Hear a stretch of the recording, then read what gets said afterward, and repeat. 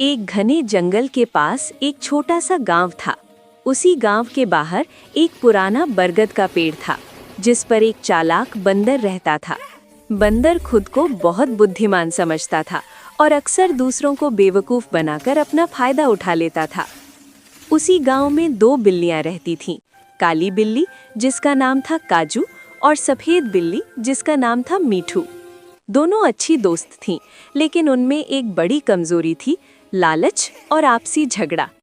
एक दिन गांव के बाजार से किसी ने एक बड़ा और स्वादिष्ट चीज का टुकड़ा फेंक दिया। काजू और मीठू दोनों की नजर एक साथ उस चीज पर पड़ गई।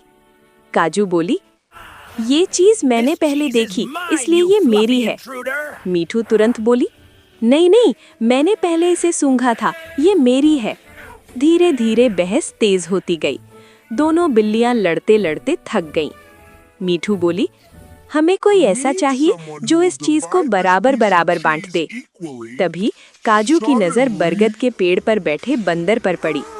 काजू खुश होकर बोली, वो बंदर बहुत समझदार लगता है, वही फैसला करेगा। दोनों बिल्लियां बंदर के पास पहुंची। बंदर ने पूरी बात ध्यान से सुनी और गंभीर बनते हुए बोला, चिंता मत करो, मैं बहुत न्यायप्रिय हूँ, मैं इस चीज को बराबर बांट दूंगा। बिल्लियां खुश हो गईं। बंदर ने चीज को दो हिस्सों में तोड़ा, लेकिन जानबूझकर एक टुकड़ा थोड़ा बड़ा और दूसरा थोड़ा छोटा रख दिया। काजू चिल्लाई, देखो इसका टुकड़ा बड़ा है। मीठू बोली, नहीं, इसका बड़ा है।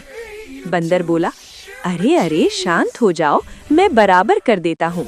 बंदर ने बड़े टुकड़े में से एक कौर काट लिया। अब दूसरा टुकड़ा बड़ा हो गया।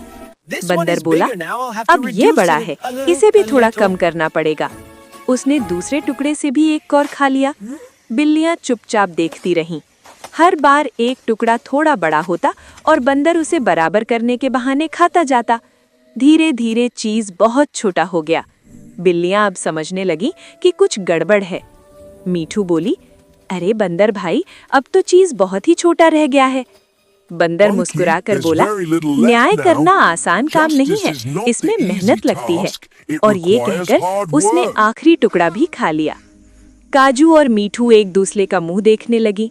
अब उनके पास ना चीज था, ना लड़ने की ताकत। काजू बोली, अगर हम आपस में झगड़ा ना करते तो आज चीज हमें मिलता। मीठू ने सिर झुकाकर कहा, हमारी लालच और झगड़े का फायदा बंदर ने उठा लिया। दोनों को अपनी गलती का एहसास हो चुका था।